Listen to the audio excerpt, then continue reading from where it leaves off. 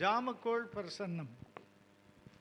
ஒரு டாக்டரேட் எப்படி அந்த பிரசன்னத்தை கையாளுறாங்கன்னு கவனிச்சா நிறைய அற்புதங்களை நிலைநாட்டுவாங்க. பாருங்க. இந்தாங்கம்மா. குருப்பியோ நமக, குருவாழ்க, குருவே துணை.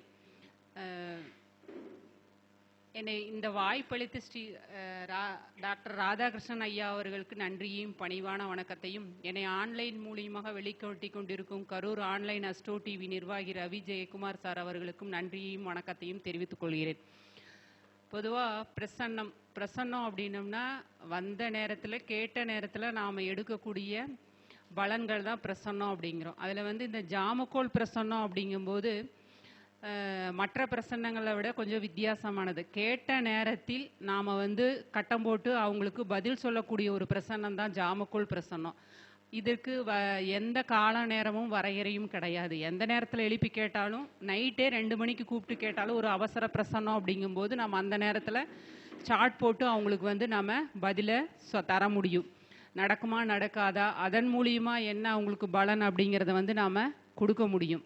அந்த மாதிரி எந்த நேரத்துலையும் இந்த பிரசன்னத்தை நாம் பயன்படுத்தலாம். இதுக்கு கால நேரம் கிடையாது. கேள்வி கேட்கும் நபர் உண்மையான ஒரு கேள்வியோட, அவங்களுக்கு இந்த மாதிரி கேள்வி இருக்குது, அதை நாம் கேட்டு அதுக்கு பலன் கிடைக்கும் அப்படின்னு கேட்குற கேள்விகளுக்கு துல்லியமாக நாம் அதில் பலன் சொல்ல முடியும். ஒருத்தர் எல்லா விஷயங்களுக்கும் இதை கேட்கலாம். இடம் வாங்கலாமா, கார் வாங்கலாமா, திருமணம் எப்போ நடக்கும், திருமண பொருத்தம் உண்டா, இந்த மாதிரி ஹாஸ்பிட்டலில் சேர்த்திருக்கிறோம், அவங்களுக்கு என்ன மாதிரி பிரச்சனை தொந்தரவுகள் இருக்கும், இல்லை ஆப்ரேஷன் உண்டா, இல்லை நார்மலாக நாங்கள் வந்துடுவோமா, தொழில் இப்போ நான் செஞ்சிட்ருக்கிறேன் அது எப்படி இருக்குது, தொழில் செய்ய முடியுமா முடியாதா, படிப்பில் என்ன கோர்ஸு சேர்த்தலாம், குழந்தைங்க கிடைக்குமா கிடைக்காதா, இல்லை நாங்கள் நார்மலான குழந்தை தான் கிடைக்குமா, டெஸ்ட் டியூப் பேபி போக முடியுமா, மக்களோட அத்தனை பிரச்சனைகளுக்குமே நாம் பிரசன்னம் போட்டு பதில் சொல்ல முடியும். அதற்கான தீர்வை அவங்களுக்கு சொல்லி வழிகாட்டுறதுக்கான வாய்ப்பு சூழல் அதிகமாக இருக்குது. அப்போ அவங்க அந்த நேரத்தில் ஒரு ஜோதிடரை அணுகி அவங்களுடைய கேள்விகளை கேட்டு பதிலை தெரிஞ்சு அது செய்யலாமா வேண்டாமா அப்படிங்கிற ஒரு விஷயத்த அவங்க முடிவு எடுத்துக்கலாம். அப்படி செய்யலாம், நமக்கு நேரம் நல்லா இருக்குதுன்னா செய்யலாம். நான் இருக்கிற ஏரியா விவசாய ஏரியா. அப்போ என்கிட்ட கேட்பாங்க, போர் போடலாமா, வெங்காயம் இப்போ விற்கலாமா இல்லை வச்சு விற்கலாமா, என்னோட தோட்டத்தில் மக்காச்சோளம் பயிரிடலாமா, வெங்காயம் பயிரிடலாமா, இல்லை இப்போ தக்காளி போடலாமா, கத்திரி போடலாமா.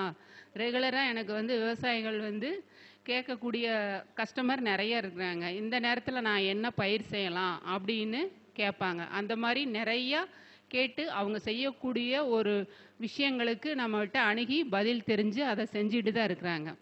இப்போது ஒரு கஸ்டமர் கேட்ட ஒரு 4 உதாரண சார்ட்டை நான் சொல்லி சீக்கிரமாக முடிக்கிறேன். ஏன்னா இன்னும் நிறைய பேர் பேச வேண்டியது இருப்பறனால, நேரங்காலம் கொஞ்சம் கம்மியாக இருக்கிறனால அதை நான் சொல்கிறேன். ஒரு நபர் கேட்குறாரு, இடம் வாங்கலாமா, என்கிட்ட பணம் இருக்குது, நான் இடம் வாங்கலாமா பவுன் வாங்கலாமான்னு கேட்குறாரு. 2 கொஸ்டின் கேட்குறாரு. இடம் வாங்கலாமா பவுன் வாங்கலாமா அப்படின்னு கேட்குறாரு. அப்போது உதயம் சிம்ம உதயம் வருது. உதயத்தை நோக்கி சந்திரன் வர்றாரு. சந்திரன் வந்தால் நம்ம பிரசன்னத்தில் வாங்கலான்னு சொல்லுவோம். ஆனால் அவர் 12ஆம் அதிபதி. அதே மாதிரி 2ல் கவிப்பு. 2ல் கவிப்பு சந்திரனை கவிக்குது. அதில் உதயம் 6 வருது. 6 நமக்கு மீனத்தில் செவ்வாய் ஆரோடத்தை நாக்கி வர்றாரு. அப்போ இடம் வாங்கலாமாங்கிற கேள்வி கரெக்டு. அடுத்து பவுன் வாங்கலாமான்னு கேட்குறாரு. அப்போ அங்கே குரு நல்லா இருக்கணும். குரு நல்லா இருந்தால் தான் பவுனு.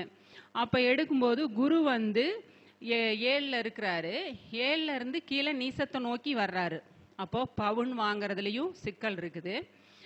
இடம் வாங்கலாமா அப்படிங்கும்போது இடத்தின் அதிபதி இங்கே பாதகத்தில் நின்று 8க்கு போகிறாரு. அப்போ இடமும் இவர்னால வாங்கறதுக்கான சூழல் அமைப்பு இல்லை. இப்போ உதயாதிபதி எப்படி இருக்கிறாருன்னு பார்க்கணும். உதயாதிபதி வாங்கக்கூடிய சூழலில் இருக்கிறாரா அப்படின்னு பார்க்கும்போது உதயாதிபதி 11ல் இருக்கார். இப்போ நாம் எதை வேண்டான்னு சொன்னாலும் அவர் செய்ய கூப்பிட்டா போகிறாரு, ஏதோ ஒன்றில் செய்ய போகிறாரு. அப்போ எதை செய்ய போகிறாரு அப்படிங்கிறத நம்ம இந்த இடத்துல பார்க்கணும். அப்போ 12ஆம் இடத்தின் அதிபதி சந்திரன் உதயத்தை நோக்கி கவிப்பில் மாட்டினால அவர் ஏதோ ஒரு விரயத்தில் போய் சிக்க போகிறாரு. அப்போ அந்த விரயம் சுப விரயமாக பண்ணணும்னு நினைக்கிறாரு. அதில் இப்போ குரு பவுனும் வாங்க முடியாது, இடமும் வாங்க முடியாது. அப்போ கொஞ்சம் யோசனை பண்ணி செய்யுங்க, ஒரு 6 மாதம் வெயிட் பண்ணுங்க அப்படின்னு நம்ம அவங்களுக்கு வழிகாட்டுறோம். அந்த மாதிரி சொல்லும்போது சரிங்க நான் கொஞ்ச நாள் கழித்து வாங்குறேன் அப்படிங்கிறாரு. அப்போ பவுனே வாங்கி வச்சாலும் விரயத்தை நோக்கி தான் போகும். விலை கம்மியாக இருக்கிறத விலை குறையும்னு நான் சொன்னேன். அதே மாதிரி அவர் இல்லைங்க கொஞ்சமாவது ஒரு 5 பவுன் வாங்கிக்கிறேன்னு பவுன் வாங்கி வச்சார். எனக்கு தெரிஞ்ச நண்பர் தான். இப்போ அவர் வாங்கினது 1,50,000 லட்சத்தில் வாங்கினார். இப்போ வந்து பவுன் குறைஞ்சிருச்சு. இப்போ வந்து சொன்னார் ஐயோ பவுன் வந்து குறைஞ்சிக்கிட்டே வருதுங்க அப்படின்னாரு. சரி பரவாயில்ல விடுங்க, அப்படி என்ன பண்ணுறது, வாங்கியாச்சு. உதயாதிபதி உச்சமாக இருக்கும்போது நம்ம சொல்கிறத கேட்கவே மாட்டாங்க. அவங்க கண்டிப்பாக கேட்குறக்கான வாய்ப்பு சூழலில் ஏதோ ஒரு வகையில் போய் சிக்கி தான் தீருவாங்க. அந்த மாதிரி நம்ம வந்து வழிகாட்டலாம். அது அதுக்கு மேலே அவங்களுடைய சாய்ஸுங்க. அடுத்து வந்து இன்னொரு பிரச்சனை வந்து என் பெண்ணுக்கு வந்து டெஸ்ட் டியூப் பேபி போகலாமா இல்லை இயற்கையாகவே எனக்கு வந்து குழந்தை கிடைக்குமா அப்படின்னு ஒரு அம்மா கேட்குறாங்க. அவங்களுக்கு வந்து என்ன வருது அப்படின்னா உதய வந்து மேச உதய வருது. பொதுவாக வந்து பிரசன்னத்தில் வந்து சனி பகவான் வந்து மேசத்தில் நீசமாக இருக்கிறார் அப்படின்னா அவங்களுக்கு வந்து குலதெய்வத்தோட அனுகிரகம் கிடையாதுன்னு நீங்கள் கண்டிப்பாக சொல்லலாம். பிரசன்னத்துக்கு மட்டும் நீசத்தில் இருந்தார் அப்படின்னா கண்டிப்பாக குலதெய்வத்தோட அனுகிரகம் இல்லை. அப்போது மேச உதயமாகி உதயத்தை நோக்கி சனி பகவான் வர்றாரு. ஆறுட வந்து 6ஆ வருது, உதயம் ஆறுட 6 8ஆ வருது. கவிப்பு வந்து 8ல் கவிப்பு. அது யாரை கவிக்குது அப்படின்னா செவ்வாயை கவிக்குது, உதயாதிபதியை கவிக்குது. அப்போ உதயாதிபதி கேள்வி கேட்குறவருக்கு பிரச்சனை இருக்கு. 8ல் கவிக்கிறதுனால அவங்க உடல் ரீதியாக கர்ப்பப்பை சம்பந்தமாக சில தொந்தரவுகள் பிரச்சனை உண்டு. அறுவை சிகிச்சை மூலயமா அதுக்கப்புறம் தான் குழந்தை கிடைக்கும் அப்படின்னு சொல்கிறோம். அப்போ காரகிரகம் குரு நல்லா இருக்காரான்னு பார்க்கணும். அவரு 6ல் இருக்கிறாரு. அப்போ அந்த குழந்தை கிடைக்கிறதுல மருத்துவ ரீதியாக சில ட்ரீட்மெண்ட்டு அறுவை சிகிச்சை இந்த மாதிரி செஞ்சு தான் கிடைக்கும் அப்படின்னு சொல்கிறோம் பெண்ணுக்கு. அதே 6 வந்து ஆணாக எடுக்கிறோம். 6 இடத்துக்கு 3ல் கவிப்பு, 3ஆம் அதிபதியை கவிக்குது. அப்போ ஆணுகிட்ட வந்து வீரியத்தன்மை அந்த இதில் வந்து குறைபாடு இருக்குன்னு எடுக்கிறோம். 6 இடத்துக்கு 5ஆம் பாவத்தில் பாம்பு வருது.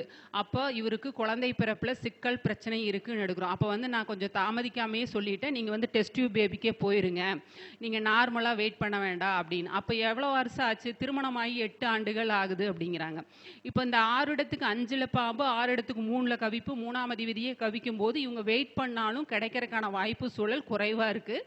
அதனால இவங்க டெஸ்ட் டியூப் பேபி போய் குழந்தை இது பண்ணிக்கலாம் அப்படிங்கிற ஒரு விஷயத்த அந்த இடத்துல வழிகாட்டணும். சரிங்க நாங்கள் அது மாதிரியே பண்ணிக்கிறோம் அப்படின்ட்டாங்க. அந்த மாதிரி இருக்குது. ஒரு பையன் வரான், எனக்கு வந்து வேலை செய்கிற இடத்துல பிரச்சனை இருக்குது, அவன் வந்து பேங்கில் வந்து கோல்டு லோன் கொடுக்குற இதில் இருக்கான், எனக்கு வேலை செய்கிற இடத்துல பிரச்சனை இருக்குது, எனக்கு வேலை நிலைக்குமா, நான் இந்த வேலையை விட்டு வேறு வேலைக்கு மாற்றிக்கலாமா அப்படின்னு கேட்குறான். அப்படி கேட்கும்போது உதயம் கவிப்பு ரெண்டுமே சிம்மம் வருது. உதயத்துக்கு மேல் டிகிரியில் 15 டிகிரியில் கவிப்பு போயிடுச்சு, உதயம் 16 டிகிரியில் இருக்குது. உதய தாண்டிய கவிப்பு, ஆனால் அந்த கட்டத்தில் தான் இருக்குது. அவனுடைய மனநிலை அவனை சார்ந்த கேள்வி. அப்படிங்கும்போது கவிப்பில் சனி பகவான் மாற்றார். உதயத்திற்கு 6ஆம் அதிபதி கவிப்பில் மாற்றார். தொழில்காரகனான சனி பகவானும் வேலைக்காரகனான 6ஆம் அதிபதியும் கவிப்பில் மாட்டும் போது அவனுக்கு வேலை ரீதியாக பிரச்சனை சிக்கல் இருக்குது. சரி இவன் சமாளித்து வந்துருவானா அப்படின்னு பார்க்கும்போது உதயாதிபதி 8ல் நிற்கிறார். இவன் கடுமையான அவமானம் சங்கடம் பிரச்சனைகளை வந்து அவன் சந்திக்கணும் அப்படிங்கிற இடத்துல இருக்குது. அப்போ நம்ம சொல்கிறோம், நீ உன் மேலதிகாரியால் பிரச்சனை சந்திக்கிறையா? ஆமாம், நாங்கள் நடந்த ஊழலை கண்டுபிடிச்சி சொன்னதுனால இதை வந்து நீ தான் ஃபேஸ் பண்ணணும், எனக்கு தெரியாது அப்படின்னு சொல்லி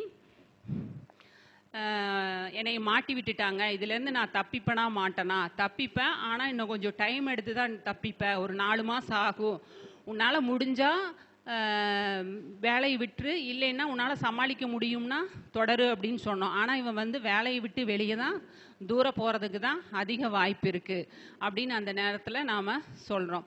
இதில் வந்து என்ன அப்படின்னோம்னா அந்த கோல்டு லோன் அதிபதி 5ஆம் அதிபதி குரு 5ஆம் இடத்துலேயே நிற்கிறாரு. அது ஒன்றும் தொந்தரவில்லை.